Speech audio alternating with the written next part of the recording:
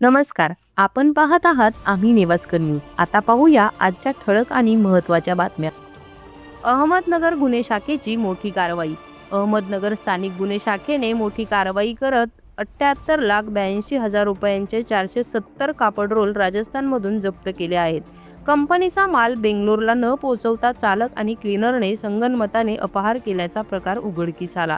4 दिवसांच्या तपासानंतर पोलिसांनी आरोपींना ताब्यात घेत मुद्देमाल हस्तगत केला असून पुढील तपास सुरू आहे. शनी शिंगणापूर गावकरी गेट ग्रामस्थांसाठी खुले. शनी शिंगणापूर येथे गावकरी गेट खुले करण्याची मागणी अखेर मान्य करण्यात आली आहे. आता सकाळी 4 ते रात्री 10 वाजेपर्यंत स्थानिक रहिवाशांना प्रवेश मिळणार आहे.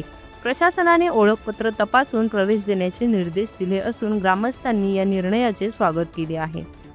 नेवासकरांचा पाणी प्रश्न लागणार मार्गी. आमदार लंगे. नेवासा शहरातील दीर्घकालीन पाणी प्रश्न सोडवण्यासाठी महत्त्वाचे पाऊल उचलण्यात आले आहे. उच्च क्षमतेची नवीन हाय प्रेशर मोटार आणि ट्रान्सफॉर्मर बसवण्याचे काम सुरू असून पाणी पुरवठा सुधारण्याची अपेक्षा आहे. यामुळे नागरिकांना नियमित पाणी मिळण्यास मदत होणार आहे. गडाख यांनी केली घोडेगाव बाजाराची पाहणी.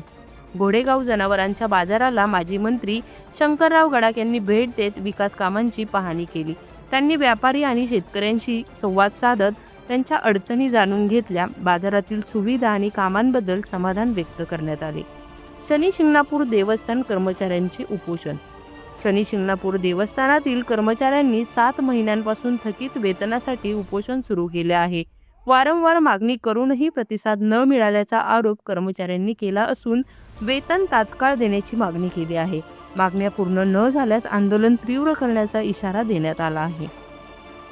तर या होत्या आजच्या महत्त्वाच्या ठळक बातम्या.